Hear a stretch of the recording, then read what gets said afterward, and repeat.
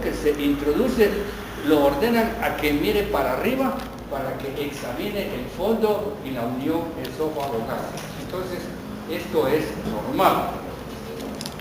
Eso es para principiar. Nosotros no tenemos que esperar ver el estómago en una necropsia. Lo tenemos que ver en vivo. Ese es el principio. ¿De qué nos sirve verlo ya en muerto? No, en vivo. Por eso los japoneses o los alemanes quienes inventaron este aparato que se llama gastroscopio. La histología no ha cambiado durante siglos desde que apareció el hombre en la Tierra. Entonces, aquí está el esófago, aquí está la unión escamosa y cilíndrica, este es el esófago, y aquí comienza el estómago. Nosotros nos vamos a ubicar la patología de hoy en la mucosa. Aquí está la muscularis mucosae, la submucosa, esta zona blanca que estoy señalando, los músculos y la serosa. También es importante recordar que es la glándula del estómago. Por eso las neoplasias que crecen en el estómago se llaman adenos, porque es de glándula. Tiene epitelio, por eso se llama carcinoma. Bueno, eso ya lo dijimos la vez pasada. Entonces, en un estómago normal, el epitelio tiene diferentes tipos de células epiteliales que van a producir el ácido clorhídrico, el pepsinógeno, la gastrina y las otras hormonas. Su histología normal es esta, entonces esta es la comparación. Entonces la zona de color oscuro es esto, que son las células que secretan moco, el moco. Y si ustedes ven acá, aquí está la muscularis mucosae.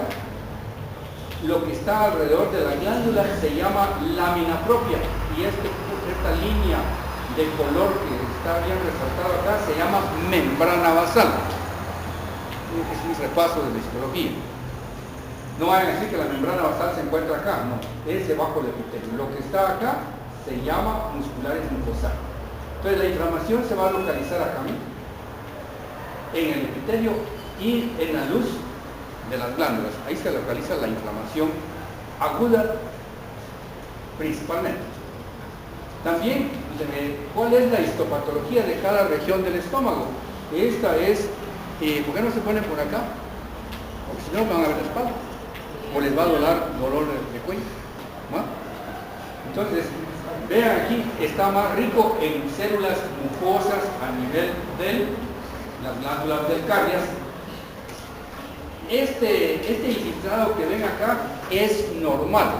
Es normal porque esto nos sirve para la inmunidad innata.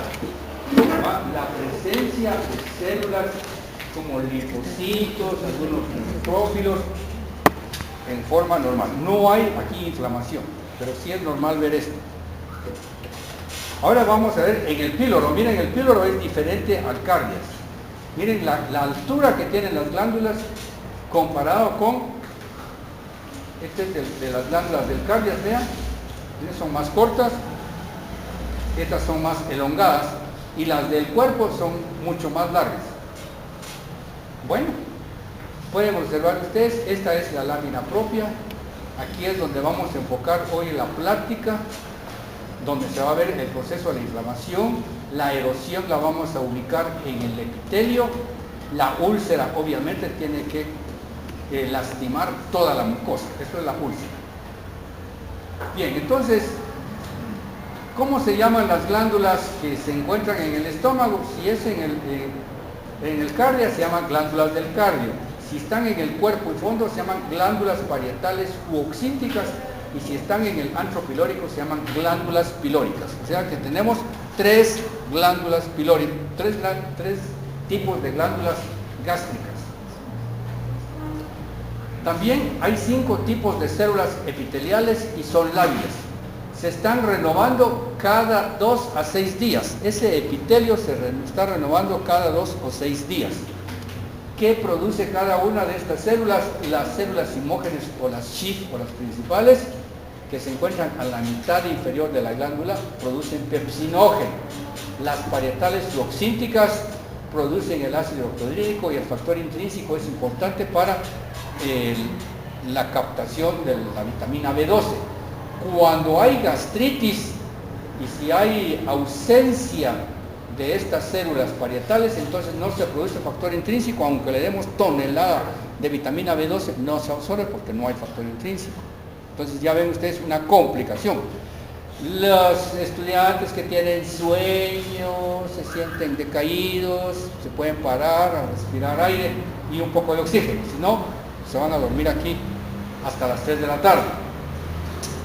Tenemos las células mucosas del cuello que secretan moco. Esta es una barrera que protege el epitelio. Las células endócrinas que se encuentran en el fondo de la glándula, en el fondo de la glándula, producen la serotonina. ¿Qué es la serotonina? Lo vimos en inflamación aguda. ¿Qué? Vasodilatador. Tenemos la gastrina, que tiene que ver con el hambre, la somatostatina. Bien, y estos se llaman las células G, que producen gastrina. También tenemos elementos neurales, ¿va?, que van a producir péptidos intestinales vasoactivos y que también son los que mandan el mensaje cuando hay lesión en el estómago, pues en el epitelio, el dolor. Por eso dicen, me duele, tengo gastritis, me duele, ¿va?, porque ahí están los nervios. Bueno, entonces, ¿cómo se protege la mucosa? Todos ustedes en este momento pienso que tienen una buena mucosa. ¿Por qué? Porque tienen sus células foveolares que está produciendo mucina. Estas células también epiteliales superficiales del estómago producen bicarbonato y va a tener un pH neutro. Los capilares que están en la lámina propia llevan oxígeno, bicarbonato, nutrientes y a la vez sirven para absorber y eliminar el ácido que produce el mismo estómago. Estos son los protectores de la mucosa. Cuando hay un desbalance en la protección de la mucosa, aparece la patología. Todo esto está en cualquier libro de medicina interna, fisiología, gastroenterología. Solamente ustedes recuerden que tienen que leer protectores de la mucosa. Bueno, entonces un esquema de la mucosa gástrica normal. Ven aquí, esta barra que estoy señalando dice musculares mucosa. Entonces la mucosa es esta. La mucosa está constituida por la zona epitelial, la lámina propia y la membrana basal que estoy señalando con rojo. Entonces, aquí está la lámina basal. Ven ustedes aquí, estas conexiones son de nervios. Miren cómo está íntimamente pegado a la lámina propia. Entonces, si hay inflamación, se irritan las terminaciones nerviosas y causa el dolor. Recuerden ustedes que cuando les dijimos en el primer día, segundo día de inflamación aguda, que la inflamación está alrededor de los capilares. Entonces tiene capilares. Por eso ven ustedes una zona roja y azul. Es normal la presencia en la lámina propia de escasas células que participan en la inflamación. No decir células inflamatorias, células que participan en la inflamación. Imagínense ustedes, ahorita nos están corriendo miles y millones de leucocitos en nuestra sangre. ¿Tenemos inflamación? No, ¿verdad? Eso es normal. Entonces, esto es normal. Aquí están los protectores de la mucosa. Aquí están los capilares que llevan prostaglandina, es protector. Son las células epiteliales, tienen uniones intercelulares que también protegen a la mucosa. Se produce moco, el moco tiene bicarbonato y entonces aquí amortigua la pepsina y el ácido clorhídrico. Cuando hay problema acá, entonces hace daño la pepsina y el ácido clorhídrico. La pepsina viene de úlcera péptica, por eso dicen úlcera péptica. Entonces, la pepsina más ácido clorhídrico van a producir lesión, ¿no? Porque hay ausencia de moco, y si no hay moco, tampoco hay bicarbonato. Y estas células también producen bicarbonato. Bueno, recordando la histología normal del estómago a nivel del fondo, ven ustedes qué bonitos se ven los pliegues. Esto es importante recordar porque vamos a ver la atrofia. La muscularis mucosae, la submucosa y la muscular. Fondo. Efectos nocivos contra la mucosa. Vean, los ancianos ya sus células producen menos mucina. Entonces, ¿qué va a tener el anciano? Va a tener gastritis, pues. Ya. Eso es el asunto. Todos los pacientes que están tomando diclofenaco, todos los AINES que les dijo el doctor Juárez y no sé quién es más, ¿va? Entonces inhibe la producción de prostaglandinas o la acción de las prostaglandinas el bicarbonato, entonces ya no hay bicarbonato. Por eso se dice, miren, todos los que tienen artritis ya es un problema, porque le duelen las articulaciones. Pero le quitamos el dolor, pero ¿qué vamos a provocar? Entonces, esto hay que controlar a estos pacientes. Enfermedades como la insuficiencia renal crónica, se produce uremia, y eso entonces aumenta el amonio a nivel de estómago. El Helicobacter pylori metaboliza la urea y se forma ureasa y luego amonio. Entonces ya tenemos amonio. Entonces, ¿qué hace el amonio en el estómago? Inhibe el transporte del bicarbonato y por lo tanto entonces hay lesión directa al epitelio, ¿no? Entonces hay necrosis del epitelio, necrosis de coagulación y de liquefacción. Los ácidos, alcalis, el alcohol que les gusta a los muchachos cada viernes allá enfrente, de eso se estaba hablando ahorita en el curso de patología. Ya no solo ustedes, sino que hasta vienen los residentes ahí a echarse los tragos, ¿no? Entonces, trago más limón, hasta chupan el puro limón. Entonces, ¿qué están haciendo con su epitelio? Lo están dañando. Y si están tomando aspirina, qué sé yo, entonces lesionan el epitelio. La radioterapia, pacientes que tienen cáncer, no del estómago, sino de otro órgano, y es sometido a radioterapia, la radiación produce necrosis del epitelio. La quimioterapia también. Entonces, tanto la radioterapia como la quimioterapia no solo producen lesión del epitelio, la regeneración del epitelio es insuficiente. Estamos hablando, otra vez recordando el término de regeneración y cicatrización. Entonces aquí hay problema de regeneración.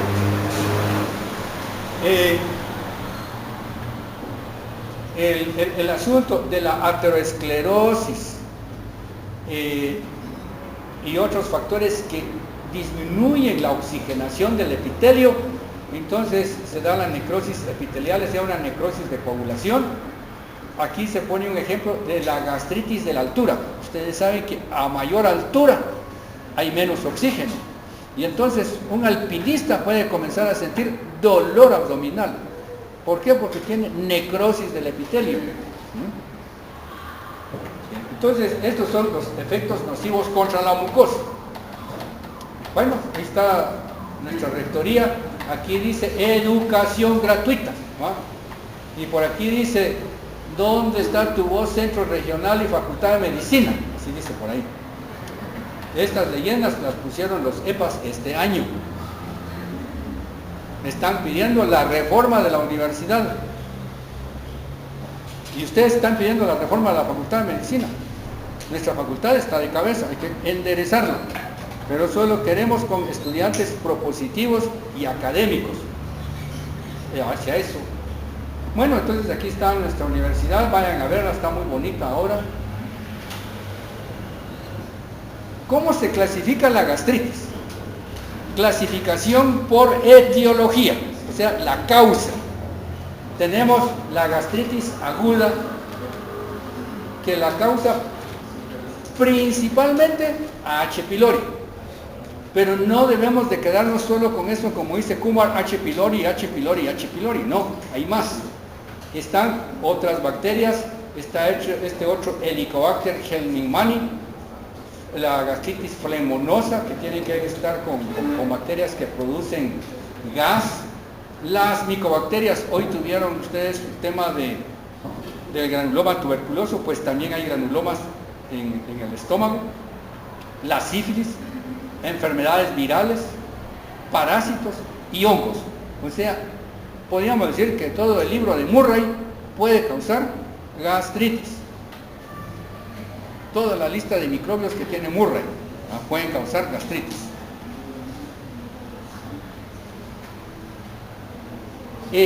Respecto a la gastritis crónica atrófica, la anterior decía gastritis aguda. En este caso, la gastritis es crónica y además hay atrofia de la mucosa. Se clasifica en dos, tipo A y tipo B. La tipo A se le llama autoinmunitaria y localizada en el cuerpo. La tipo B es la causada por el H. pylori y se localiza en el antro. Es decir, si nosotros vemos un examen de endoscopía, atrofia a nivel del antro, asumimos que es H. pylori. Si vemos atrofia a nivel del cuerpo, asumimos que es tipo A y es autoinmunitaria, es decir, de una enfermedad de inmunocomplejos. Y hay indeterminada que no se puede. Y hay otras gastritis que son infrecuentes, pero hay que mencionar porque no sea que vamos a tener algún caso en nuestras manos. Está la gastritis linfocítica, la gastritis eosinófila, gastritis enfermedad de Crohn, la sarcoidosis y la gastritis granulomatosa. Se repite otra vez. Aquí hay varias de tipo granulomatoso. También tenemos las mayores causas de gastritis aguda. Mayores causas de gastritis aguda. Habíamos dicho la uremia, por el asunto del amonio. Las quemaduras severas. Recuerden ustedes que un paciente quemado está botando sangre y entonces su oxigenación no está llegando al epitelio del estómago y va a aparecer lo que se llama la erosión y puede haber una úlcera aguda en ese momento. Los pacientes que tienen un infarto del miocardio, recuerden que si el corazón ya no está funcionando, ya no bombea oxígeno a todo nivel, infecciones y sepsis, cirugía mayores, por ejemplo, cirugía de corazón abierto, trasplante de pulmón, operaciones de cerebro, trauma. Aquí pongan atención en esto. Cuando ustedes van a ser externos, les van a llegar, los bomberos les van a llevar pacientes graves y entonces deben de tomar en cuenta que a las 24 horas tienen que controlar al paciente, no sea que ya tenga gastritis aguda. No, porque llegó quebrado y todo, y olvidamos el estómago. Pacientes que tienen dificultades respiratorias, ni modo, ya no llega el oxígeno. Problemas del sistema nervioso central, tiene que ver también con la respiración. Aquí hay una señorita que hace durmió. Levántese, si no. Recuerden que de todo esto se va a preguntar en el examen de mañana, en el examen final, en las retrasadas, y se va a volver a repetir el año entrante. No cambia. Tenemos estrés tóxico, el reflujo biliar. Hay personas que tienen reflujo biliar, sustancias alcalinas, la comida, los que les encanta el chile, la pimienta, ¿no? Eso afecta, ¿no? Comidas. El alcohol, entonces dice, vamos a comer churrasco, le echamos pimienta, chile y echémonos venado especial. Entonces, ¿no? Están dañando sus epitelios. Y aún después de eso se salen y van a ir a tomarse su droga y tienen artritis reumatoidea, toman su AINES. Imagínense solo con esto. Están comprometiendo su epitelio. Estrés circulatorio. Una hipovolemia con hipotensión, obviamente no hay oxigenación. La isquemia lo mismo, la hipertensión portal. Entonces todas estas causan gastritis aguda. Otra clasificación está gastritis aguda, su presencia de neutrófilos, gastritis crónica, y hay gastritis crónica activada. La gastritis crónica solamente tiene las células que participan en la inflamación crónica. ¿Cuáles son? A ver, diga usted. Así párese para que despierte a sus amigos. Solo eso. ¿Qué dice el capítulo 1 o capítulo 2? Células epiteliales, células plasmáticas, linfocitos, macrófagos, y pueden haber eosinófilos si es un problema de gastritis eosinofílica. Pero lo básico es células plasmáticas, linfocitos y macrófagos, y los monocitos que están en los vasos. Y la gastritis crónica activa, su presencia es de neutrófilos, más las otras células. Y a eso se llama gastritis crónica activada. Y tenemos otros patrones de gastritis puras, como habíamos dicho en los slides anteriores. Gastritis linfocítica, presencia solo de linfocitos. Gastritis granulomatosa, obviamente tiene granulomas como las que ustedes vieron el día de hoy.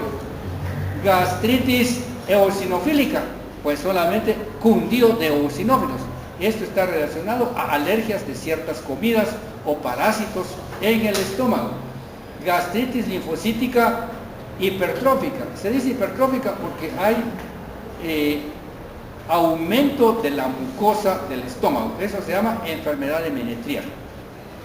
Esto es la etiología, pues aquí está la H. pylori, hipersensibilidad, ciertas micobacterias, parásitos, hongos dan las granulomatosas, idiopática también, que a veces no se sabe la causa.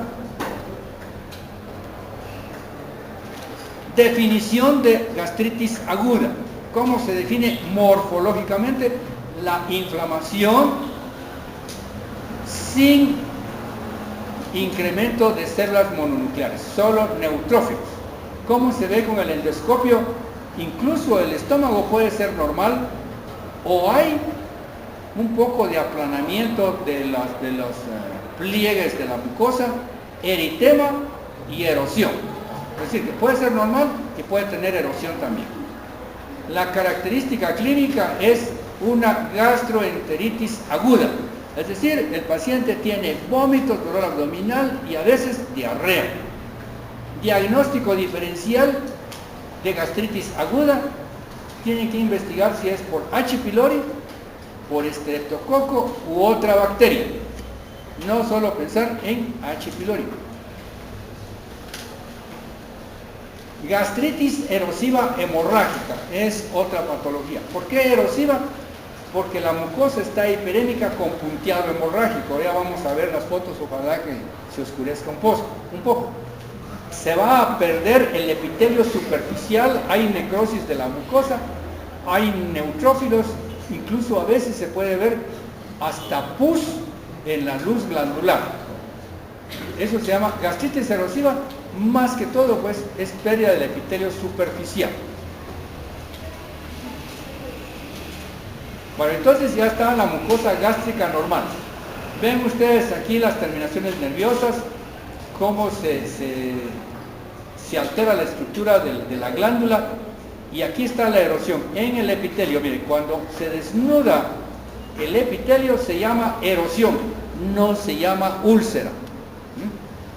Y esto se puede regenerar si no hay lesión de la membrana basal. Y miren aquí, se recuerdan la anterior que habían solo 3 bichitos ahí de células, pues hoy hay más, polimorfonucleares, células plasmáticas y macrófagos, pero predominantemente polimorfonuclear. En eso se llama erosión o gastritis aguda erosiva. Bueno, ¿cómo se ve la erosión? Con el endoscopio ven las zonas de eritematosa, punteado y zonas pálidas. Eso se llama gastritis erosiva. Esta es necropsias. No son necropsias guatemaltecas, son del extranjero y está en inglés, porque a veces no le creen a uno, es mejor en inglés. Ven ustedes cómo está la hemorragia en la mucosa. y en el duodeno. Y entonces es bastante sencillo ese diagnóstico de gastritis erosiva. Eso es macroscópico. Microscópico, miren, ven la hemorragia localizada directamente en el epitelio y lesiona un poco la lámina propia y abundantes polimorfonucleares. Eso cuando vemos nosotros en el endoscopio dice puntiforme, son estas lesiones enrojecidas y de hemorragia. Entonces, gastritis erosiva. A mayor aumento pueden haber la necrosis de coagulación del epitelio, los polimorfonucleares, la hemorragia. Eso se llama gastritis erosiva. La gastritis erosiva se regenera porque solo se lesionó el epitelio, ¿no? Y entonces se regenera con el tratamiento que le van a dar a ustedes, lansoprazol y todo lo demás. Ahora tenemos la gastropatía hemorrágica. Eso es otro término que tiene una similitud a una gastritis, pero no. Entonces, la gastropatía hemorrágica también es puntiforme, hay necrosis del epitelio, hay inflamación, congestión. Vean las dos formas de gastropatía hemorrágica. Causas de... Entonces están al otro slide. Esta patología, cuando se está viendo al microscopio, tenemos que tomar en cuenta o es realmente una regeneración o es una neoplasia. Tienen parecido, pero tienen sus diferencias. ¿Cuál realmente están presentes? Por ejemplo, inmadurez celular están en las dos. Baja mucina está presente en las dos. La relación núcleo-citoplasma, eso sí es importante. Cuando hay pérdida del núcleo citoplasma, criterio de malignidad, que lo vieron en el laboratorio de neoplasias, aquí si vemos eso, entonces no es regeneración, sino es neoplasia. Atipia, ya saben que es en la neoplasia, no acá. ¿Cuál otro que sí es? Mitosis, también es en neoplasia. Acá no hay mitosis o están ausentes. La distorsión de la arquitectura glandular, aquí sí se distorsiona, acá no. Hay metaplasia intestinal, aquí no y aquí sí. Inflamación aguda, pueden estar en las dos o ausente acá. Inflamación crónica puede estar presente y algunas veces presente. Entonces, el gastroenterólogo, el médico general y el patólogo tienen que saber que se puede confundir entre regeneración y neoplasia. ¿No? Se puede confundir. ¿Cómo se ve la gastritis por endoscopio? Bueno, hay edema. ¿Se recuerdan ustedes los signos cardinales de la inflamación? También la mucosa del estómago tiene edema, tiene enrojecimiento, está friable la mucosa, hay exudado, puede haber erosión, también hay rugosidades de la mucosa, puede haber atrofia, el patrón vascular, se van a observar, como ya les dijimos, punteados o hemorragias extensas en manchas, nódulos, y en todas estas características son las que ustedes van a aprender el año entrante en la clínica de gastroenterología. Van a llevar su paciente, lo preparan 24 horas y acompañan al gastroenterólogo y lo van a ver en el monitor, los cambios de la mucosa del estómago. Entonces ya con esto, ustedes le dicen al gastroenterólogo que es su profesor: doctor, estamos ante un caso de gastritis aguda, gastritis crónica, úlcera, lo que están viendo, ¿no? Bien, gastritis aguda leve. Probablemente todos en este momento tenemos gastritis aguda leve. Aquí el epitelio superficial está intacto, pero se caracteriza por tener congestión vascular, edema moderado y neutrófilos. Entonces aquí la característica es epitelio superficial intacto. No hay lesión del epitelio, pero sí hay alteración en la lámina propia. Este diagnóstico de gastritis aguda leve realmente es raro, ¿no? El paciente no va a llegar en los inicios de su enfermedad. Gastritis aguda, miren, polimorfonucleares abundantes y que ya rompieron la membrana basal y se introducen en el epitelio. ¿Ven? Aquí están los polimorfonucleares. Esta es la característica de gastritis aguda, no solo en la lámina propia, sino que tiene que estar acá. Y a veces dice que forman abscesos, entonces es una acumulación de polimorfonucleares en la luz de la glándula. Entonces es bastante severo. Aquí pues sí es una gastritis moderada, digo yo, porque aún no hay polimorfonucleares en la luz. Bueno, como el 80% o 90% de las gastritis en el mundo y principalmente en Guatemala, y aquí debiésemos nosotros hacer estudios de portadores de H. pylori, que eso es el trabajo de los de salud pública, cosa que no lo hacen, ¿no? Tienen que ir a hacer epidemiología de corazón, epidemiología de estómago, epidemiología de pulmón, epidemiología de hígado, cosa que no lo hacen los señores de salud pública. Porque salud pública no es solamente ir a ver techo de palo, techo de no sé qué, piso de no sé qué. Eso es cierto que es bueno, pero no es solo eso la salud pública, ¿no?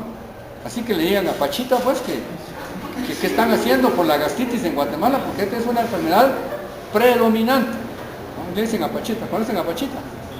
¿No? Su mero, ¿eh? Con ellos estuvieron felices lesionando su epitelio allá antiquisártico. Si eso lo sabemos, si eso es lo que les gusta a los estudiantes, ¿no?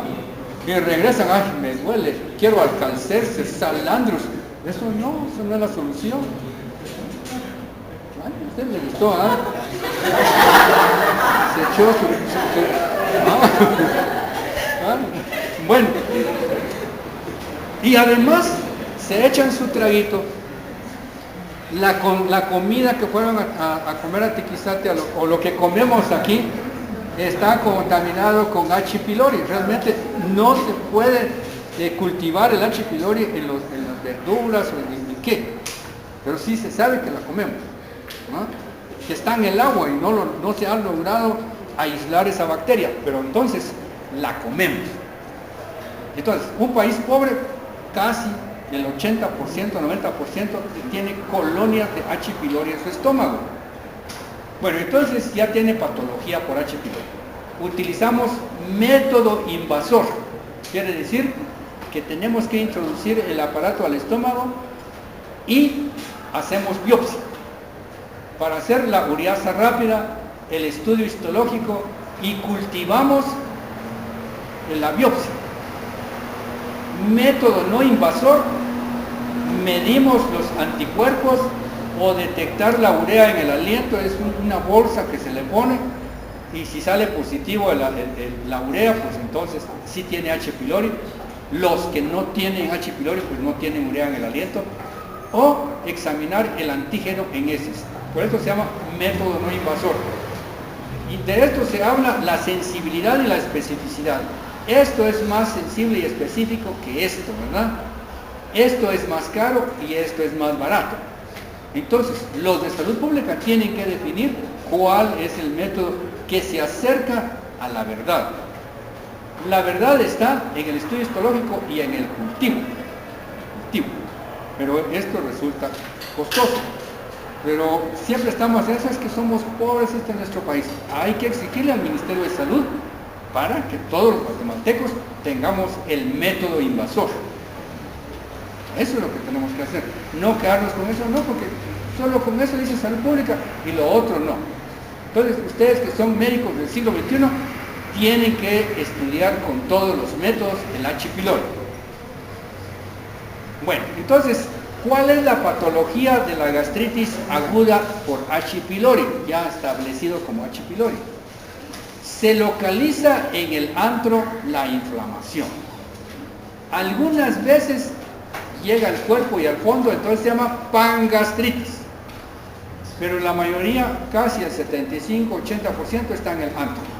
¿Qué vamos a observar en la biopsia? Abundantes neutrófilos en el cuello de la mucosa. Neutrófilos más H. pylori destruyen el epitelio y entonces van a causar hiperplasia de las células del cuello glandular. Las toxinas del H. pylori inducen edema.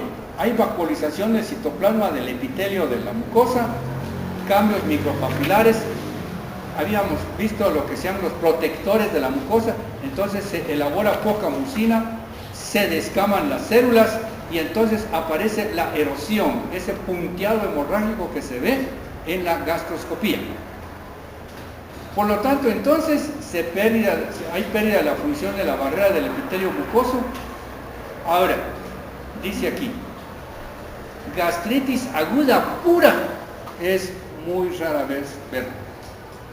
Los pacientes, y todos hemos pasado por problemas pépticos, ahí nos pasamos, nos aguantamos 8 días, un mes, ya con eso ya es crónico. Entonces consultamos cuando está en etapa crónica.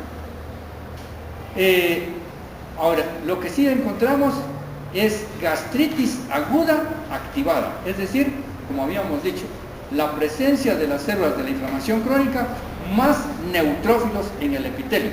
Entonces, esto es lo que más encontramos, gastritis crónica activada. ¿Vamos comprendiendo ahí o no? Bueno, aquí está el H. pylori. Esto lo van a ver ustedes bien en su curso de microbiología. La morfología de los H. pylori tienen una colita y unos pelos, y dice que tienen la cola como de tirabuzón. Eso es lo que les da movilidad parecen tornillos, ¿va? Entonces erodan el moco y se localizan sobre el epitelio de la glándula. Más los polimorfonucleares que están en la lámina propia. Luego tenemos que hay variedades genéticas de H. pylori. Si es CAG-A, BAC-A o IPA y BABA positivos, son de alta virulencia. Más la acción indirecta de la inflamación, o sea, todos los mediadores químicos lesionan el epitelio. Entonces el epitelio tiene dos frentes que no puede hacer nada.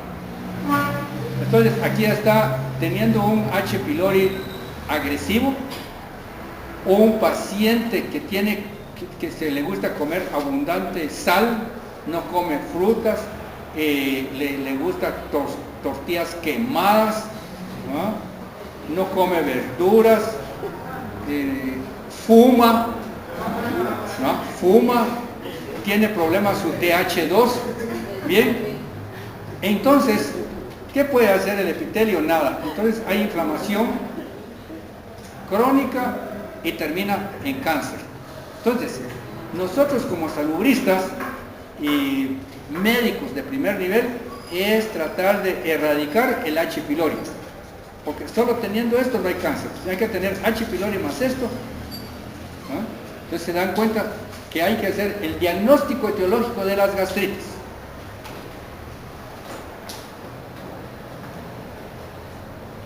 Bueno, ¿cómo vamos a ver nosotros el H. pylori en una biopsia? Son las diferentes tinciones sobre la biopsia o el tejido de la mucosa. Bueno, ¿cuál de todas estas menciona su libro de Kumar?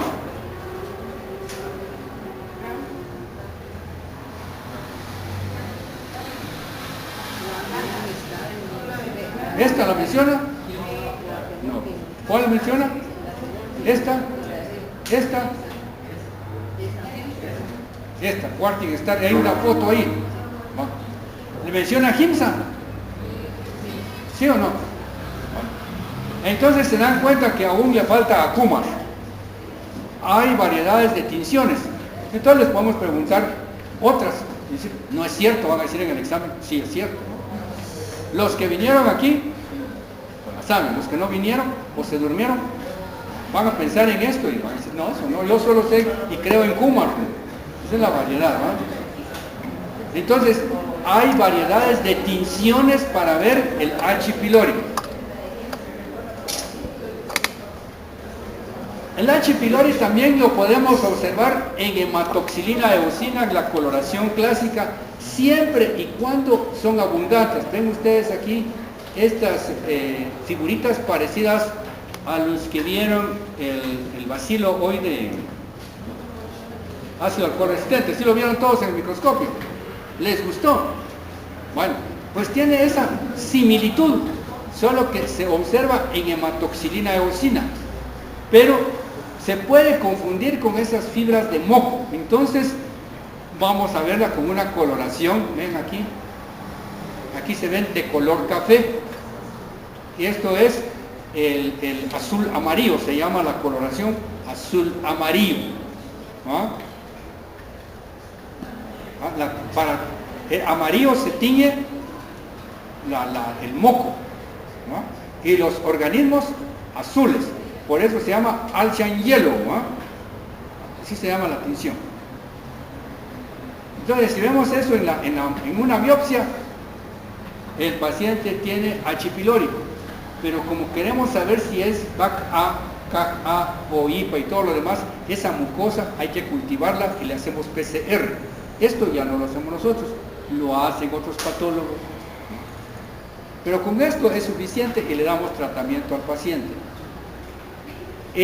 Aquí está la hematoxilina y tiene abundantes bacilos, pero no me conformo, entonces le hago la coloración de, ¿qué dice acá? Angrit. Miren cómo se ven mucho mejores, son de color negrito café. Y hay otro hermano del H. pylori que se llama, ¿cómo se llama? Los que están adelante, ¿no? Son más alargados, ¿no? Son más alargados. Este es otro diagnóstico diferencial,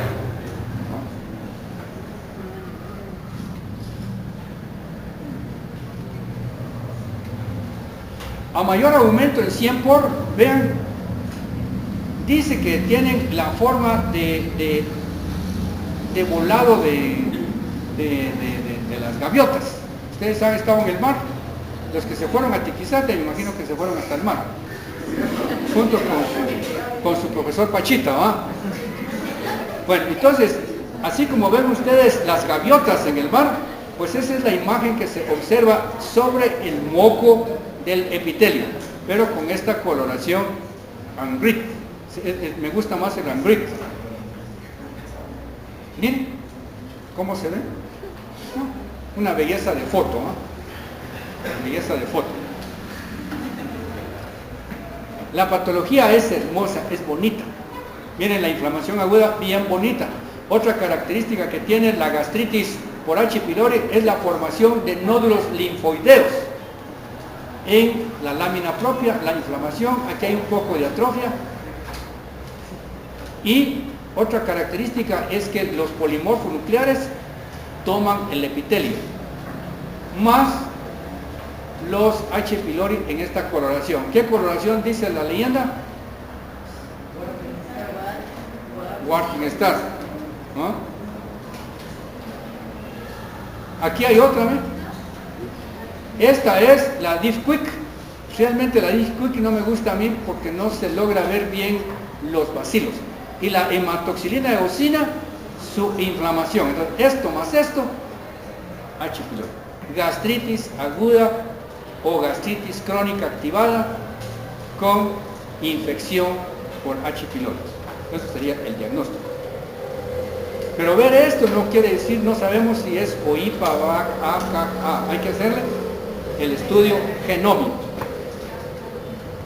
De eso les van a enseñar ustedes en microbiología cómo se hace, así que le van a pedir a los médicos de allá, queremos saber cómo se diagnostica los diversos tipos de H. pylori para completar la plática. Bueno, aquí está el plot test para ver la ureasa. El gastroenterólogo saca un fragmentito de la mucosa que está contaminada con H. pylori. Si se pone rojo, estos son unos dispositivos que ya los venden en el mercado, entonces se destapa la cápsula, se coloca la biopsia y va a dar una reacción. Si se pone rojo, tiene H. pylori. Si se mantiene amarillo, no es H. pylori. Entonces, y esa biopsia la vamos a ver en hematoxilina eucina y la vamos a ver, sus coloraciones especiales tiene que ser negativa. Puede tener inflamación aguda, pero no H. pylori. El cultivo va a ser negativo. Esto es un test directo. Bueno, ya vimos que comienza con la gastritis aguda. También la presencia del Helicobacter por años va a pasar. Gastritis crónica activada, gastritis crónica multifocal, gastritis folicular, va a dar úlcera duodenal y úlcera gástrica. Y por último, adenocarcinoma gástrico y linfoma gástrico. Esos son todos los pasos de la presencia del H. pylori en el estómago. Nosotros no debemos de combatir el cáncer comenzando con la buena higiene, lavarse las manos, y si tiene problemas, ir inmediatamente al médico para tratar si tiene infección o no tiene infección, y se le da antibiótico. Levanten la mano que ya les dieron antibiótico por H. pylori acá. ¿Ninguno ha tenido H. pylori? Están requete sanos. ¿No? ¿Usted ya le...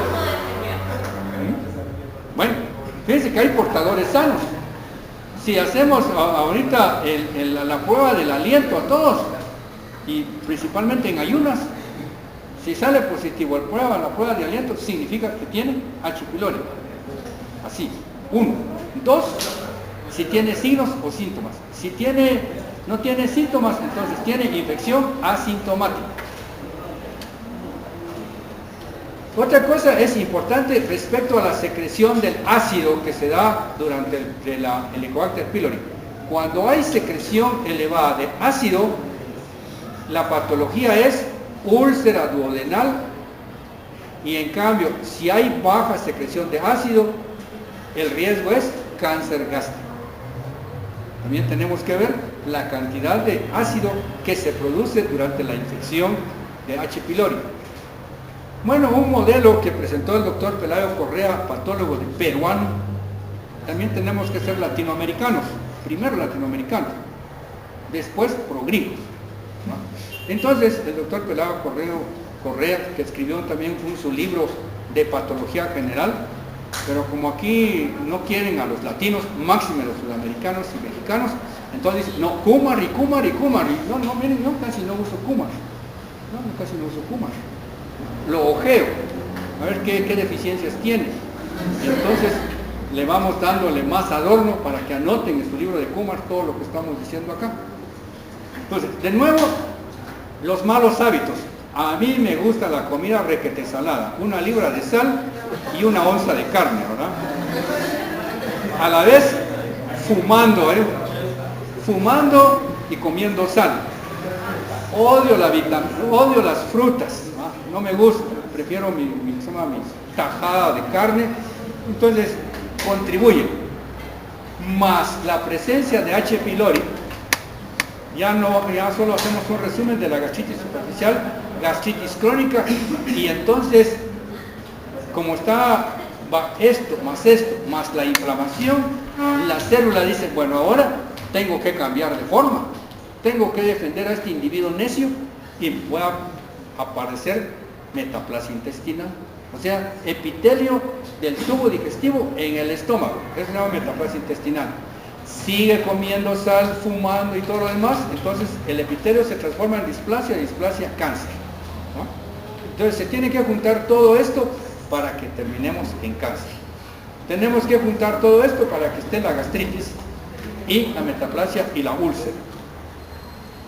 Tenemos otro esquema. H. pylori, gastritis crónica no atrófica, asintomática. ¿A qué conduce? A un linfoma. O conduce a gastritis crónica atrófica. De la gastritis crónica atrófica se va a úlcera gástrica. De la gastritis crónica no atrófica puede conducir a úlcera duodenal. Si seguimos esto, metaplasia intestinal, displasia y cáncer. O sea que este es el papel del H. pylori. Aquí están los patrones de la gastropatía, que no es gastritis como tal. Se llama gastropatía erosiva aguda, por ejemplo, alcohol, los AINES, otras drogas, la falta de sangre, el estrés. Ahorita ustedes están en estrés por el examen de mañana. Entonces tienen gastropatía aguda erosiva. Eso se llama, no gastritis aguda. Está